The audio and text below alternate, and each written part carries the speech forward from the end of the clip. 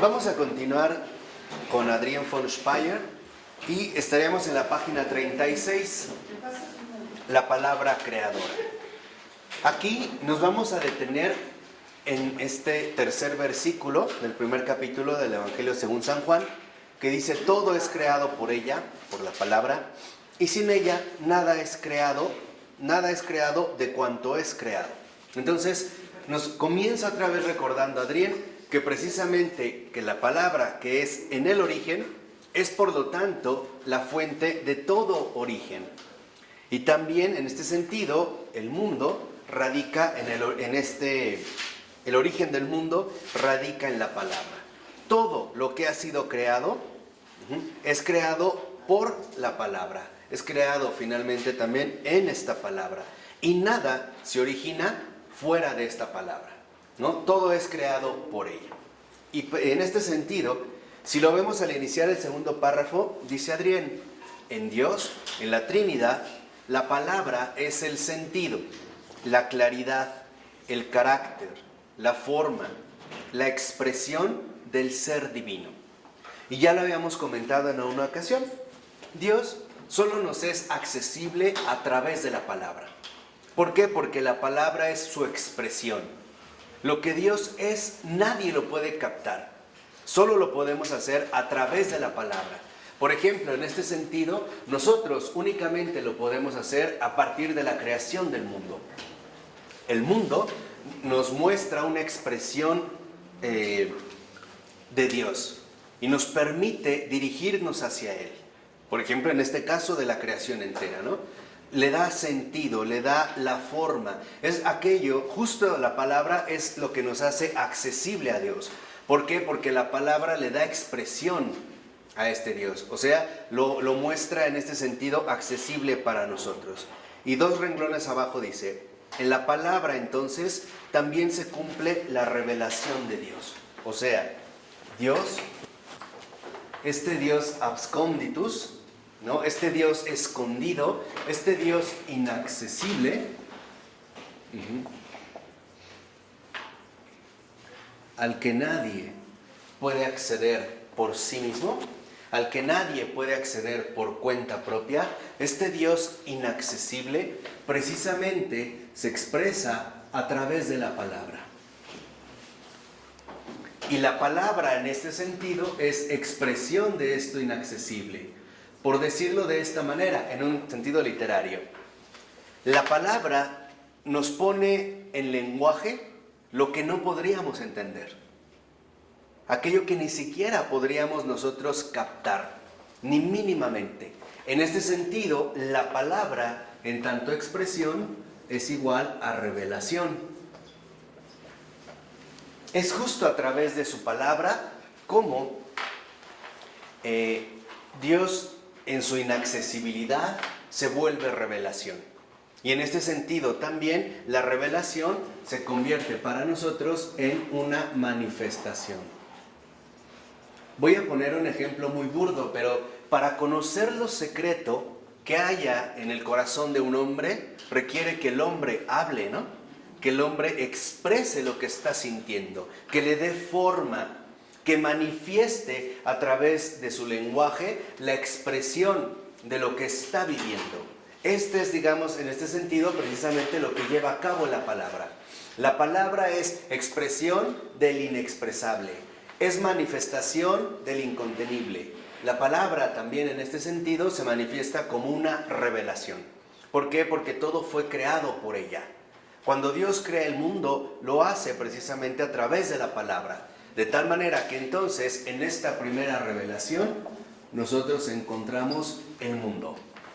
El mundo es una manifestación, una expresión de Dios. Por ello no es casual que incluso las culturas antiguas hayan visto en la creación algo divino, hayan visto huellas de lo divino. Incluso estos antiguos hombres que veían en la creación muchos dioses, en realidad lo que están captando es que hay una manifestación de algo divino en el mundo. Pero la palabra no solo se queda como revelación en el mundo, también y sobre todo, en un sentido más radical, en la encarnación. Ahí es cuando nosotros vemos incluso a Jesús decir: quien me ve a mí, ve al Padre.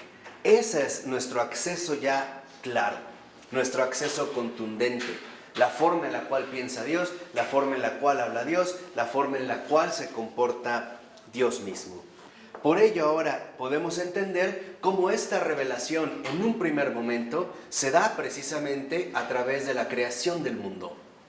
A través del mundo nosotros podemos empezar a entrar en una relación viva con esta expresión de la palabra. O sea, el mundo nos sirve a nosotros como un lenguaje que nos traduce la inaccesibilidad de Dios, lo inaccesible que resulta ser Dios.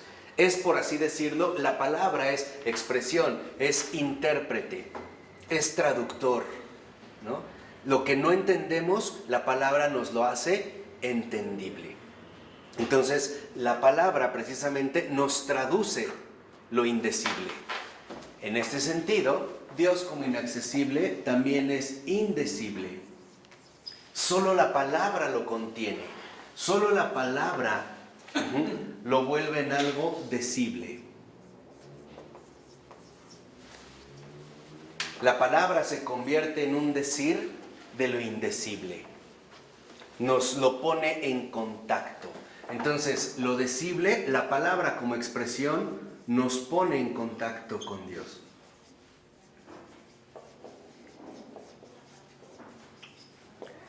Y este contacto, a partir de aquí, podemos ver que es tanto un contacto intelectual, nos lo hace accesible, como un contacto vivo, a través precisamente de la encarnación. Dios, que es el indecible y lo indecible, se vuelve para nosotros decible, accesible, a través de la palabra. Y ¿Quiere decir a través de la Biblia o a través de este fundamento único que es el verbo? Ahorita no solo la Biblia, el verbo. Jesús, el verbo, ¿no? En el principio era el verbo, era la palabra. Todavía estamos en este verbo divino, el Hijo de Dios, ¿no? Entonces, aquí cuando nosotros nos detenemos en esta situación, ahora por eso podemos darnos cuenta que en efecto la palabra que nos pone en contacto de Dios también se manifiesta como un lenguaje que nos va a resultar accesible. Lo dice en el tercer párrafo, más o menos unos 4 renglones de que he iniciado este párrafo. Dice: la relación entre Dios y la criatura se representa en la esencia del lenguaje. Entonces, fíjense, la palabra que nos pone en contacto con Dios también nos pone en una relación. En una relación, como dice, esencial, ¿no? Esta relación precisamente va a ser ya una relación esencial. No es secundaria, sino que nos va a meter precisamente en una relación profunda, en una relación, como lo manifiesta también Adrián, que nos manifiesta o nos expresa la esencia del lenguaje. O sea, de todo aquello que podemos decir, que podemos comprender, que podemos también en este sentido asumir. Y 3 son los ámbitos de esta esencia: pregunta, reflexión y respuesta. Relación esencial de pregunta. Relación esencial de reflexión. Y relación esencial de respuesta. Quiere decir que la palabra, el verbo, nos pone en contacto con Dios precisamente a través de una relación esencial. Relación esencial que apunta a una pregunta, a una reflexión, a una respuesta. ¿Por qué? Adrián lo dice a continuación: pregunta de Dios a la criatura. Todo lo que revela la palabra en el mundo, en la encarnación, en la escritura, toda revelación es pregunta al hombre. Todo lo creado nos pregunta algo. Es una pregunta que Dios nos hace. ¿Qué crees que signifique esto? ¿Qué significado tiene?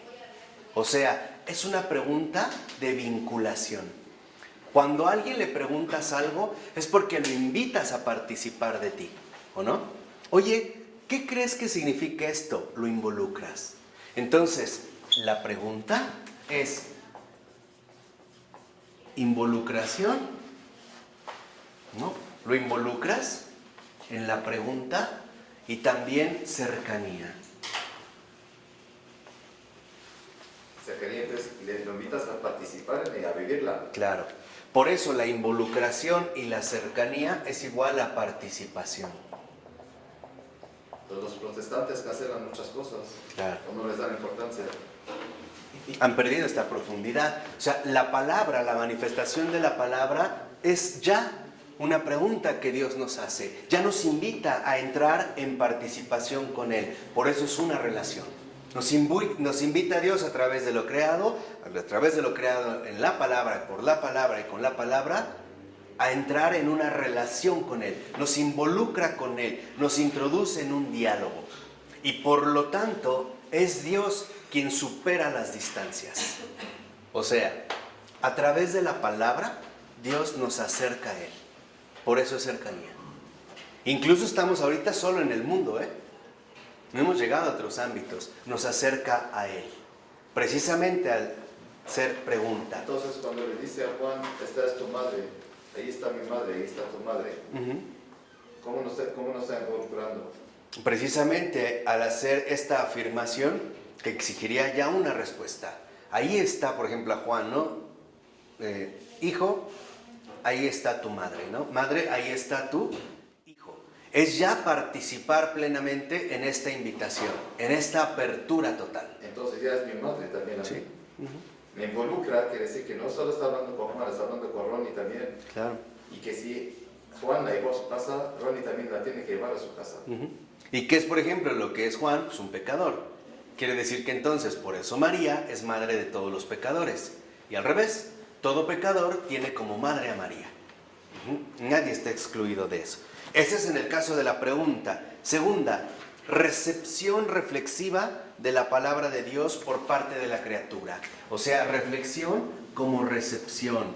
Como cuando alguien te pregunta algo y tú piensas qué quiere decir. Lo voy a poner quizá con estas palabras. A Dios le gusta jugar a las adivinanzas con los hombres.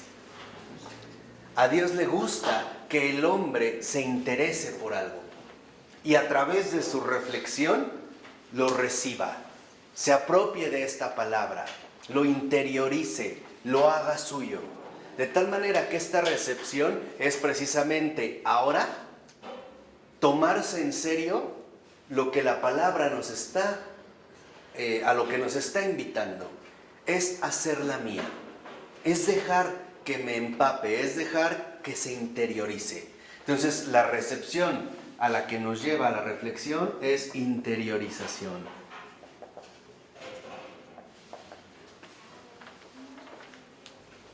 Aquí entonces, a partir de la pregunta, en la reflexión interiorizamos esta manifestación de Dios. Tercera, y respuesta de la criatura a la pregunta hecha por Dios en la palabra. Aquí sí. ¿Qué es lo que hace esta relación esencial de respuesta? La respuesta como una aparición del que responde. Lo voy a poner en una imagen más sencilla. La palabra nos hace una pregunta, o sea, nos toma en cuenta. Nos invita a una reflexión para que la interioricemos. Y nos ofrece una respuesta para que hablemos también. O sea, Dios nos pregunta, nos invita a reflexionar y también nos invita a responder. O sea, que Dios también no solo pregunta, también escucha. Se va a tomar en serio la respuesta del que habla. En este caso, la respuesta de la criatura. Sí hay, pero la espera. Al menos en su palabra, esta es la invitación. O sea, Dios también no solo juega a las adivinanzas, también escucha las respuestas del que responde. ¿Qué quiere decir? Que Dios realmente sí sabe dialogar. porque no solo habla, escucha. Y cuando responde, Dios actúa más. Lo cambia, ¿no? Va a ir ahí, Santifica. claro, Va mucho avanzando, más allá. avanzando en este ámbito. Por ello, este fundamento, o sea, lo que nos permite entrar en esta dinámica viva, en esta relación esencial, es solo la palabra. No es la libertad humana. O sea, Dios es el que nos da la palabra para que podamos entrar en comunicación con Él. Sin la palabra no podríamos hacer absolutamente nada. No está a nuestro alcance, no depende ni siquiera de nuestra propia libertad. No es porque somos libres, respondo a Dios. No, es porque es la palabra la que me ha brindado la oportunidad de ofrecer una ¿qué? Respuesta. Y el caso de los judíos en el que la palabra todavía no era revelada, ¿cómo se interpretaba? Ah, ya. Tenían los profetas, ¿no?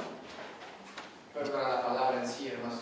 No, claro, ahí está. Lo que pasa es que cuando estamos hablando de esta palabra, no estamos hablando de la palabra escrita. Estamos hablando del fundamento metafísico, el origen.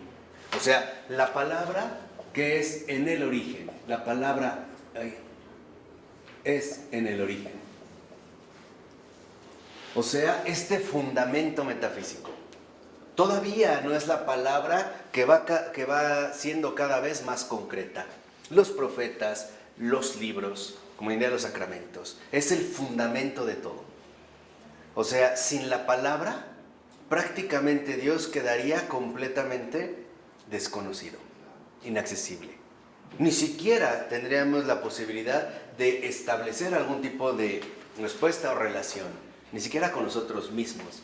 Y lo veremos más adelante, pero es esta palabra, es el verbo del que habla Juan al principio, ¿no? En el principio era el verbo. Es esta la palabra, es este el verbo. Por ello, dice a continuación, en la página 37, más o menos unos 6, 7 renglones de que inició el párrafo.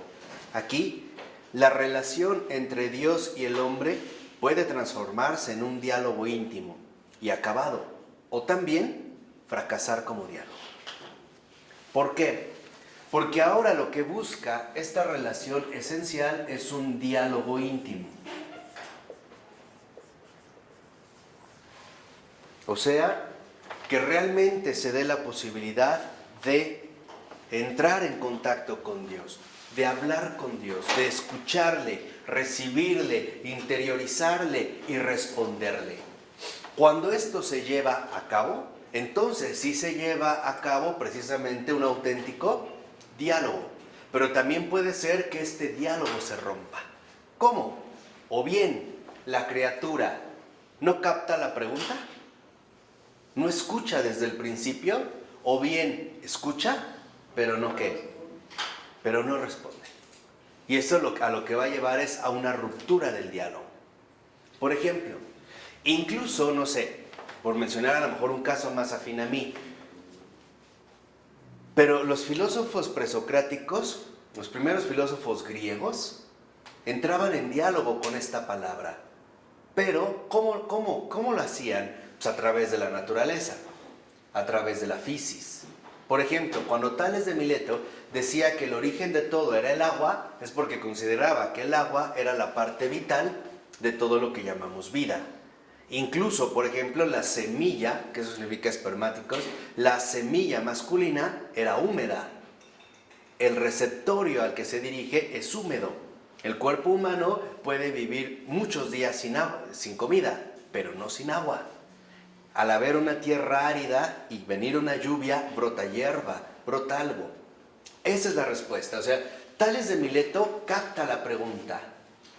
¿Qué es la pregunta? Nosotros también podríamos definirla de dos maneras. ¿Qué es la pregunta? Pues asombro. 2, admiración. Es como si el Señor, cuando nos admiramos de algo de manera extraña, y también precisamente cuando nos invade el asombro ante algo creado, ¿no? Cuando uno exclama a veces, ¡qué maravilla! E incluso viene la reflexión, ¿cómo habrá sido posible esto? No, de seguro Dios tiene que existir. Esto no pudo haber venido así porque sí. O los que intuyen en su reflexión, no, es que esto realmente tiene que ser un poder divino, tiene que haber algo en particular, y entonces uno empieza a entrar gradualmente en este diálogo íntimo. Pero dijimos, también este diálogo íntimo puede fracasar. O bien porque el hombre no capta la pregunta, ¿qué es lo que le pasa a los materialistas contemporáneos? Todo es materia, todo es producto de no sé qué, y entonces ya no reflexionan, mucho menos responden.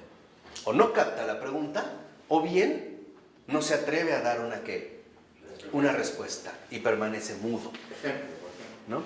Por ejemplo, un ateo puede captar la pregunta, considerar que sí, que esto tal vez no sea algo normal, que tal vez habría algo más allá, medio reflexiona, pero pues no, Dios no existe. O simple y sencillamente no me interesa. Se bloquea entonces esta respuesta y el diálogo fracasa, ¿no? El diálogo precisamente ya no se desarrolla. Por eso dice ahí mismo a continuación, pero aun cuando el hombre calla y no quiere escuchar la palabra, no cambia el hecho que el fundamento de su esencia, la naturaleza intangible de la criatura, ella lo quiera o no, está comprendida en un diálogo con Dios. O sea, tal vez la criatura no quiera responder a Dios, pero no puede negar la palabra, porque la palabra es su origen. O sea, nadie puede negar su propio origen. O por ponerlo en otros términos, podemos decir que Dios no existe, pero no por eso lo hundimos en la inexistencia, ¿eh? Alguien puede decir que Jesús no es Dios, pero no por ello deja de ser Dios, ¿eh? Esto no se quita. O sea, la palabra en este sentido es el fundamento. Y dice, y ya que la palabra es el origen y todo es creado en la palabra, finalmente no existe en general silencio alguno que no sea una forma y una expresión de la palabra. Esto es muy bonito. ¿Por qué? Porque aun cuando el hombre no dé respuesta, la palabra es la respuesta. No sé si se capta esto, ¿no? Por ejemplo, que el hombre no lleve a cabo esta relación esencial de manera plena, que no asuma la pregunta, que no asuma la reflexión, que no dé la respuesta, entonces la respuesta ya está dada en la misma palabra. Un ejemplo, lo voy a poner ya en términos más accesibles. Alguien puede decir que no cree en Dios. Bueno, la palabra, el Hijo, sí cree en el Padre. La palabra sustituye nuestra carencia. La palabra suple, que es lo que le decía Santa Gertrudis de Jeftá, ¿se acuerdan? Suple. Lo que nosotros no damos, finalmente, ¿quién lo da? El Hijo. O sea, la palabra. Es lo que pasa en la cruz. Desde un principio. En la cruz, por ejemplo, lo que atraviesa la palabra en toda esta expresión es lo que ningún hombre podría soportar. Y justamente lo que nosotros no podemos hacer es lo que precisamente lo va a hacer la palabra. De tal manera que si, por ejemplo, vamos a decirlo así, un hombre le dijera a Dios, te odio, el Hijo le dice al Padre, te amo. Y este es el fundamento.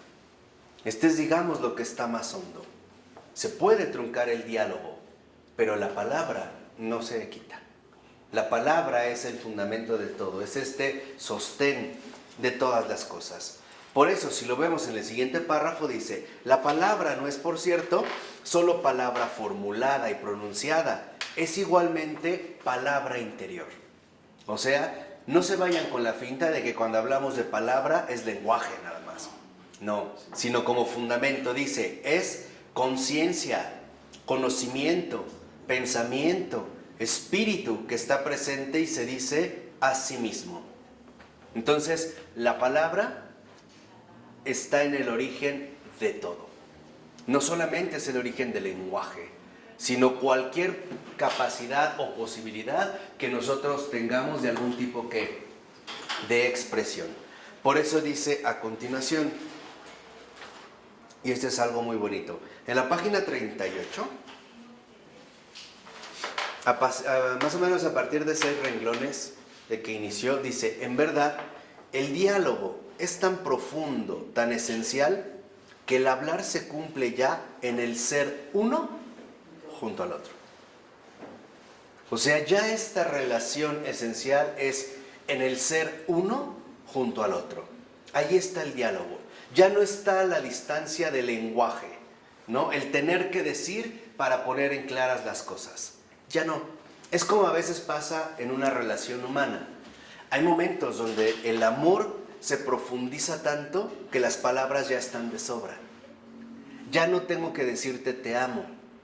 Basta con que estemos juntos para mantenernos en este diálogo íntimo. ¿De acuerdo? Entonces, este diálogo íntimo se puede dar con palabras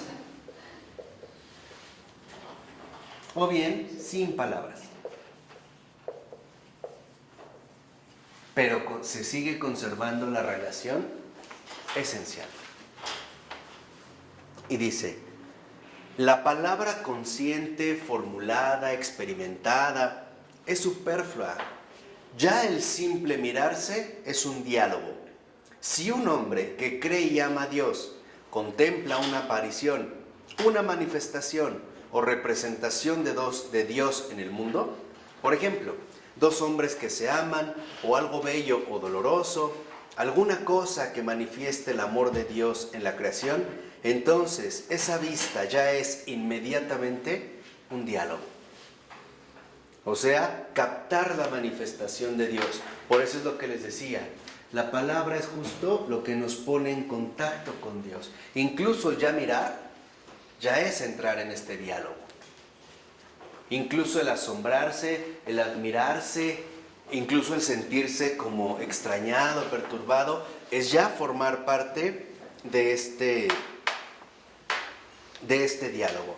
Dice a continuación, verdadera contemplación es todo lo contrario de quietismo.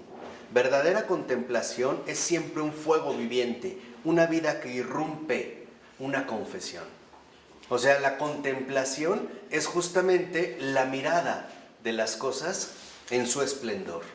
Contemplación no es estar con los ojos cerrados, todo quieto. No, la contemplación en este sentido es captar este diálogo íntimo que mueve el corazón. ¿Ustedes nunca se han sentido conmovidos por algún fenómeno que hayan percibido? El bosque. Ese es un diálogo. Otro. El mar, el cielo. Una persona que a lo mejor pobre, o una persona que en un accidente acaba de quedar prensado en un auto, también ya es un diálogo. Por eso es lo que les digo, no crean que solo es la parte afectivamente aceptable, también la parte dolorosa. Es ya estar en un diálogo. Por ejemplo, ¿qué haces ante esto? ¿Cómo reaccionas ante ello? ¿Cuál va a ser tu respuesta? Entonces tú ves un accidente y esa es la pregunta. Claro, ahí está una manifestación. Ya has entrado en un diálogo. Ante un accidente es ¿qué vas a hacer? ¿Te vas a detener? ¿Te vas a seguir? ¿Vas a rezar? ¿Vas a hacer una llamada? ¿Vas a ser el que no lo viste? Es siempre en este diálogo profundo. De tal manera que este diálogo es una presencia constante del Señor. En todos los ámbitos nos interroga. Pero si no respondes a todo lo que reflexionas, ¿qué? Bueno, si no respondes a todo lo que reflexionas, ya tendrás que responder. O si no Tarde o temprano en otra vida. Pero de que respondes, si no respondes. reflexionas a todas las preguntas, ¿por qué? Bueno, generalmente Está difícil. Generalmente no respondemos. Generalmente no podremos responder a todas las preguntas porque no estamos espiritualmente atentos. Es por eso. Pero la respuesta, a veces el Señor nos pide respuestas mucho más contundentes. Por ejemplo, cuando de verdad te sientes como impulsado a hacerlo o a no hacerlo. Y a veces hay como sugerencias, ¿no? Por ejemplo, alguien puede ir en la calle y ver a una persona en cierta necesidad y como que siente las ganas de acercarse, pero dice no, pero en la esquina dice no, mejor sí, y regresa y ya no está. ¿No? A mí me pasó más o menos una situación similar a un ciego Y me llamó la atención cómo es que se detiene al tocar la banqueta y cómo es que se dio cuenta que los carros estaban detenidos. Más que acercarme a él para ayudarlo a pasar, fue acercarme y preguntarle, después de haber pasado la avenida, oiga, ¿cómo hizo usted? ¿Cómo detecta que los carros están parados? ¿Cómo detecta que llegó a la banqueta? Claro. Ahí hay un diálogo, porque proviene a partir de la ¿qué? De la admiración, del asombro. O sea, es esto lo que nos va a hacer entrar precisamente en un determinado diálogo. Por ello, si lo vemos también en este caso del silencio, es recepción viva. Lo dice abajo, más o menos, así, 2 renglones abajo. Si Dios una vez ha hablado, si un alma lo ha escuchado, entonces el silencio no es más silencio vacío, no es tampoco un mero eco de la palabra, sino que es una forma de la respuesta, de la recepción de la palabra y, por cierto, de la recepción activa, viva. O sea, cuando realmente hemos captado la palabra, cualquier reacción nuestra es ya una respuesta. Ya no necesitamos a veces entrar en un diálogo plenamente explícito. Esto les decía, por ejemplo, entre los amantes es muy común. Hay veces que ya con el tiempo se conocen de tal manera que basta mirarlo para entender, captar qué le está ocurriendo. Si está de buenas, si está de malas, si quiere esto, si le agradó, si no le agradó, si alguien lo hizo enojar, si no sé qué. Y no entras a un diálogo. Oye, ¿verdad que te está ocurriendo esto? No es cierto. Es una recepción viva. Se vuelve algo tácito. Quien captó algo así fue Wittgenstein. En un momento les dije, cuando él puso la diferencia entre, enfatizó mucho la diferencia entre decir y mostrar. Él decía, lo que se muestra no se dice. Lo captas. Y lo captas, digamos, en una impresión inmediata.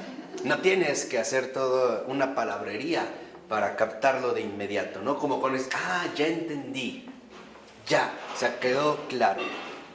Por eso dice, hacia el último, en los 3 renglones últimos de este párrafo, dice, la misma palabra del sermón, escuchada por miles de almas, es asumida en el silencio de un modo único y totalmente diverso. O sea, en el fondo de este diálogo íntimo hay un silencio, pero sí hay un silencio, es cierto, pero es un silencio fecundo, o sea, activamente receptivo. ¿Cuántas veces, simple y sencillamente, como menciona Adrián, al escuchar el sermón, esta recepción activa es recibida de diversas maneras, de múltiples maneras, por cada oyente? No genera el mismo efecto, ¿sí? ¿No? ¿Por qué? Porque ya este silencio es receptivo, ya es activo. Y esta es la contemplación. O sea, la contemplación es la recepción activa de la palabra. Esa es la contemplación. Es cuando literalmente entonces yo ya puedo mantener un diálogo íntimo, manteniéndome precisamente activamente receptivo. Dejar que la palabra en ese sentido haga su obra. Por ello, si nos vamos ahora a la página 39, a partir del segundo párrafo, fíjense, dice, en el hombre creado, la palabra del origen, el primer balbuceo del bebé, es pura. ¿Por qué el bebé balbucea? porque están tratando de expresar algo. No. Eso es lo que nosotros supondríamos. Que el bebé ya tiene todo un lenguaje, ya tiene todo un pensamiento y está tratando de decir, no, balbucea porque es el ejemplo más cercano de algo que el bebé en sus balbuceos habla como Dios. No sé si se entiende esto. Pero él también percibe, o sea, tiene la palabra, percibe, y es una manera de comunicarse, es una respuesta. Claro, pero va más allá de lo que podemos decir. Por eso el balbuceo del bebé es palabra pura. No está sometida a nuestras propias limitaciones lingüísticas. o de inteligencia. No es un mero sonido raro, es en realidad un diálogo con Dios puro. Porque, a ver, ¿cómo traducirías un balbuceo de bebé? ¿Qué expresión le podrías dar claramente? ¿Qué quiere decir? Que el balbuceo del bebé es un diálogo puro con Dios. Cuando el bebé balbucea, está hablando con Dios. Y solo Dios entiende este balbuceo. Nosotros no. Es pura, por eso dice a continuación, es una palabra que permanece junto a Dios, protegida, custodiada junto a Él. Antes de que se despierte la concupiscencia y el egoísmo, que se oscurezca el hablar en Dios y su pureza se transforme en mentira, el balbuceo del niño es un hablar en y con Dios. Ahí está esta pureza. O sea, ¿qué quiere decir? Que el balbuceo del niño no pertenece al orden limitado del decir, sino que es expresión pura, palabra pura, manifestación pura, que incluso nuestra inteligencia no puede ¿qué? Captar. Nos resulta prácticamente intraducible, ¿sí o no? Yo te pongo otro caso. Cuando una persona está sufriendo y gime, ¿no también es palabra pura? ¿A poco podrías transmitir un gemido de dolor? ¿O nunca han visto cuando realmente una persona se está desgarrando de sufrimiento? ¿No han escuchado cuando llora esos gemidos intraducibles, estos gemidos pero vivos, que nos llenan como de significado? No lo traducirías como, intensidad fuerte de dolor. No es cierto, no es esto. Es simple y sencillamente otra cosa. Por eso dice a continuación, y la última palabra del hombre, su suspiro mortal, ese suspiro en el que él se entrega, en el que depone su egoísmo y su mentira y retorna a Dios, es otra vez palabra pura, porque es dicha en Dios. Quiere decir que nuestra primer palabra, nuestro primer balbuceo, es palabra pura. Y nuestra última palabra es palabra ¿qué? Pura. Quiere decir que cuando realmente dialogamos con Dios es cuando somos bebés y en nuestro último suspiro. O sea, en el principio y ¿qué? Y el final. ¿Se acuerdan también de Jesús en Apocalipsis? Yo soy el alfa y la ¿qué? La omega. Porque cuando ya se despierta incluso la inteligencia y la capacidad de hablar, ahora ya voy a separar mis palabras. Ya no estoy en estos gemidos inenarrables, en el ámbito de lo indecible. Ahora ya soy consciente de lo que yo estoy diciendo. Ya no pertenezco, vamos a decirlo así, a estas palabras. Y hay algo más. Ambas palabras, o sea, el balbuceo del bebé y el gemido, el último suspiro, son pronunciadas en la debilidad, en la indefensión frente al amor de Dios. El niño que balbucea no se ha descubierto todavía a sí mismo. El que muere, de nuevo se ha olvidado de sí. Fíjense qué hermoso. El bebé no se ha descubierto a sí mismo. Fíjense, el bebé todavía no dice yo. Y el moribundo en su último suspiro, lo que dijo con este último suspiro fue, no yo. O sea, ya sea en el bebé, ya sea en el caso del moribundo, no hay autoconciencia, no hay ningún yo, no hay egoísmo. Y dice a continuación, entre ambos yace aquella duración que llamamos nuestra vida. Y fíjense, aquí es donde entra el punto. ¿En qué consiste nuestra vida? En la que el hombre se aleja de Dios para llevar su propia vida, en la que él no dice más en Dios su palabra, sino que intenta decirla en sí mismo. Esa palabra es mentira, en tanto nos adueñamos de ella como si fuera nuestra propia obra, nuestra propia creación. Nos expulsamos a nosotros mismos del paraíso, nos desterramos de nuestra vida con Dios, nos endurecemos y no queremos escuchar más la palabra de Dios como palabra a partir de la cual todo es creado y sin la cual nada es creado. O sea, de los balbuceos del bebé, del primer balbuceo del bebé al último suspiro del mortal, en este lapso transcurre lo que llamamos nuestra vida. ¿Pero qué es entonces nuestra vida? Una apropiación de lo que no nos pertenece. A eso le llamamos nuestra vida. Por eso es mentira. Por ejemplo, hoy muchas teorías psicolingüísticas dicen que nosotros aprendimos el lenguaje y hablar a partir de ciertas asociaciones, ¿no?, semánticas en el cerebro. Y por eso empezamos nosotros a poder hablar, cuando no es así.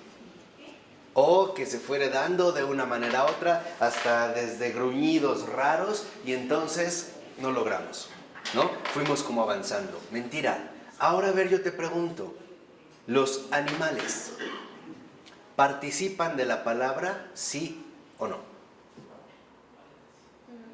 Yo creo que sí. ¿Por qué sí? Se puede decir que es más o menos lo mismo cuando nacen. De Exactamente. alguna manera puede ser un gemido, puede ser un sonido, puede ser un Claro. un movimiento. Exacto. Muy bien. ¿Qué significa esto? Que Dios entra en diálogo con todas sus criaturas, de modos muy diversos. El canto de un ave es un diálogo con el Creador.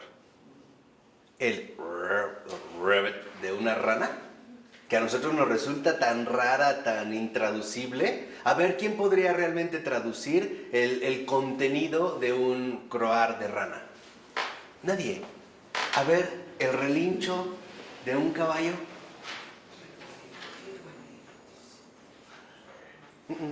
Pero es una relación, un diálogo íntimo con el Creador, ¿o no? Sí. El canto de las ballenas, el zumbido de la mosca, todo. El rumor de las hojas de los árboles,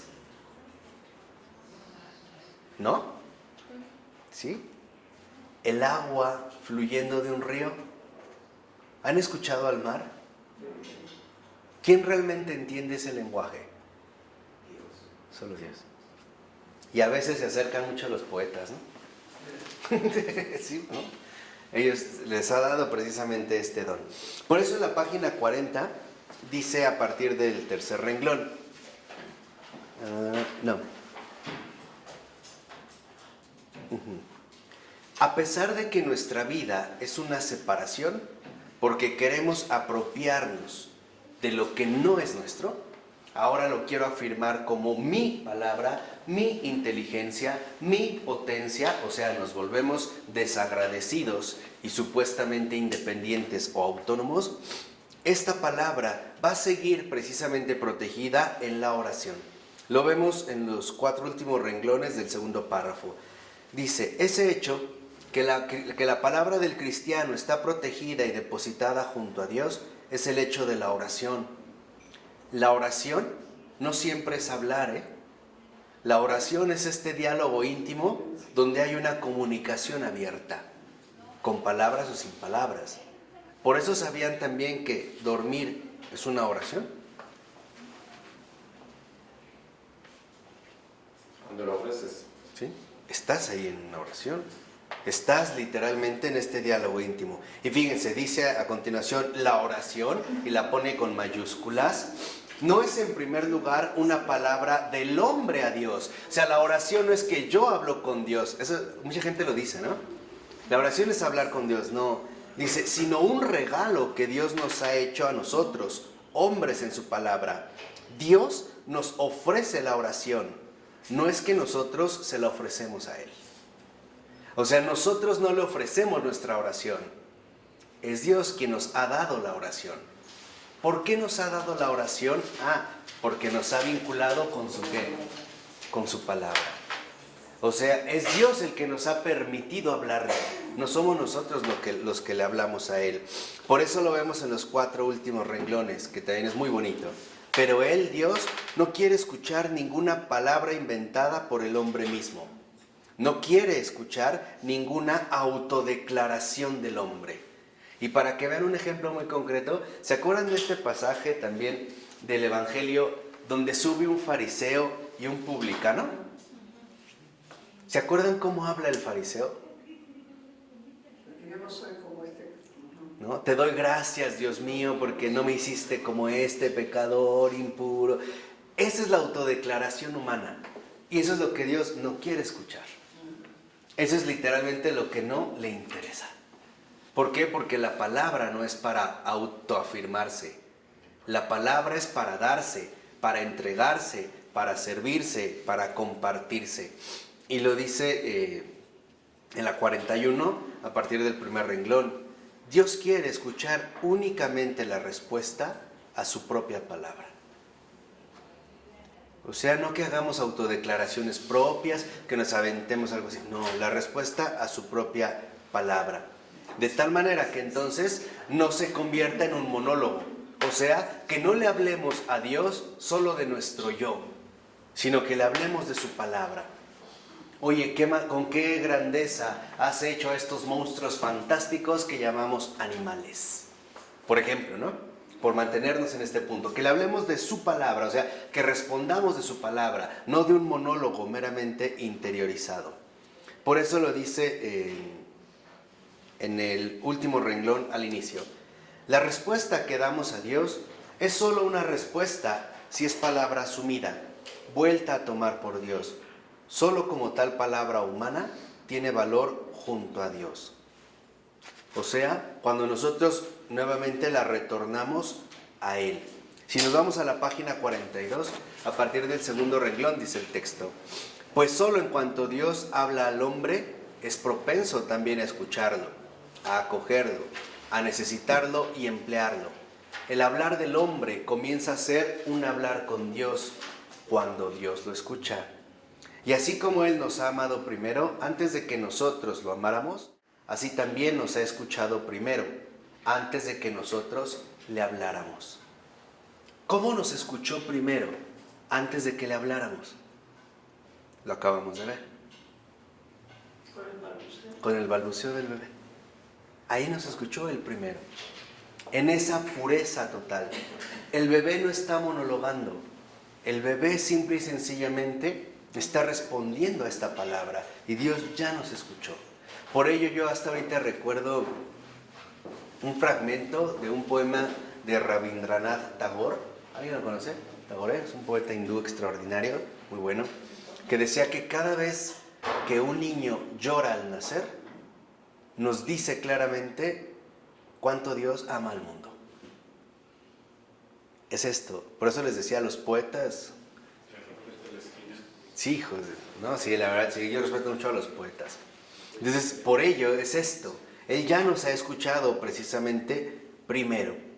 Por ello, dice a continuación, es muy importante, jamás la palabra humana como tal abre el oído de Dios.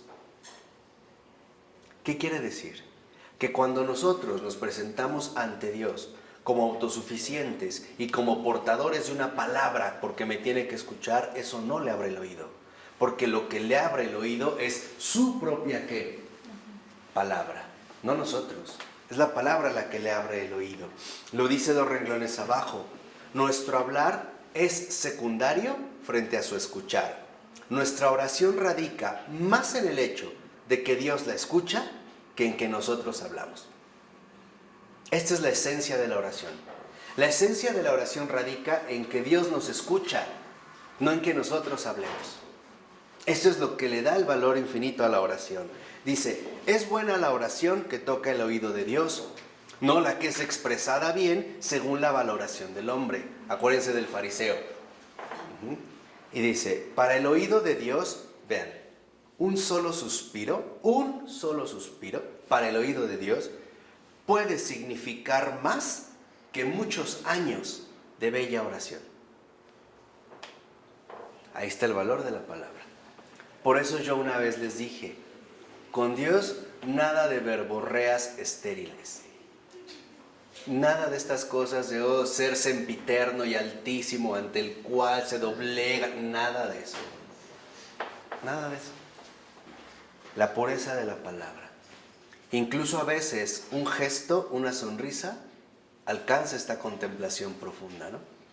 Acuérdense, para el oído de Dios un solo suspiro puede significar más que muchos años de bella oración. Ahora, ¿por qué nos dio la oración? ¿Por qué nos permite la oración? Muy sencillo. Dice en el siguiente párrafo, 4 renglones abajo o 5. Por eso la oración es dada al hombre para que él la vuelva a donar.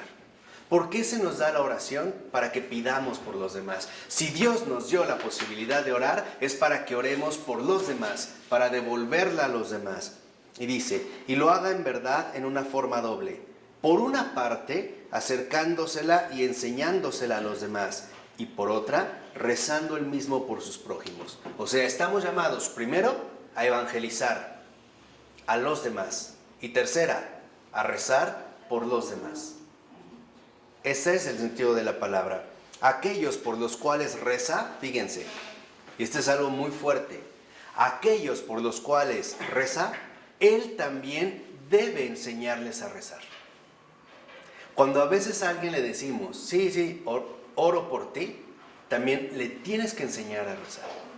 No solo basta con que tú reces por él, también estás invitado a enseñarle a rezar. Y dice, y está obligado a rezar por aquellos a los que les ha acercado la oración. Rezas por ellos, les enseñas a rezar y estás obligado a rezar por ellos. ¿Por qué? Porque son en este sentido también responsabilidad tuya. Son tus hijos, ¿no? Les has compartido la palabra. Por eso es que la oración es tanto individual como social. Y entonces, aquí lo que importa también recordar, si nos vamos a la página ya 43, fíjense, dice a partir del segundo renglón, si un hombre frente a Dios expresa que quiere amarlo sobre todas las cosas, probablemente esto no sea verdad, referido a las cosas relativas, pues este hombre ama todavía al mundo, no vive indiviso para Dios. Y sin embargo, Dios toma esa palabra en la gracia, la toma como Él se la ha regalado, como un sí pleno. Dios escucha la palabra en aquella plenitud que está depositada junto a Él. Esa palabra es de alguna manera también nuestra palabra, pues nosotros la pronunciamos, pero ella pertenece más a Dios que a nosotros, pues está en su casa junto a Él. Dicho brevemente, la palabra es expresión de Dios hacia el hombre, ¿de acuerdo? Pero es también expresión del hombre hacia ¿quién? Hacia Dios. Es lo que une al cielo con la tierra, al Creador con la criatura. Es la palabra, literalmente, ¿no? La que nos pone, entonces, acuérdense de esta expresión, en contacto. Entonces, sí, Dios, por así decirlo, se lo toma en serio. Se lo toma muy en serio, aunque sepa que no lo podemos realizar. ¿Por qué? Porque no vivimos indivisos todavía para Él. Dice en el último párrafo, al final, y esto que quede como reflexión, cada hombre se confrontará sin más ni más con su palabra depositada junto a Dios. Esa palabra depositada es la representación que desde el principio Dios ha tenido de ese hombre. Entonces se demostrará si él corresponde o no a esa idea de Dios. O sea, si hemos respondido o no a lo que Él espera de nosotros. No podrá hacerlo más que en la gracia de la eterna palabra encarnada de Dios, purificado por el purgatorio y hecho estallar en la amplitud y plenitud de su forma depositada junto a Dios. Allí, en el fuego, en este fuego purificador, deberá de poner todo su rechazo a conformarse con esa idea de Dios. Y allí, en una dilatación dolorosa, deberá aprender lo que es el amor, tanto tiempo hasta que pueda y quiera formar una unidad con su palabra depositada junto a Dios. O sea, al final, todos nosotros tendremos que asumir un grave riesgo. ¿Estamos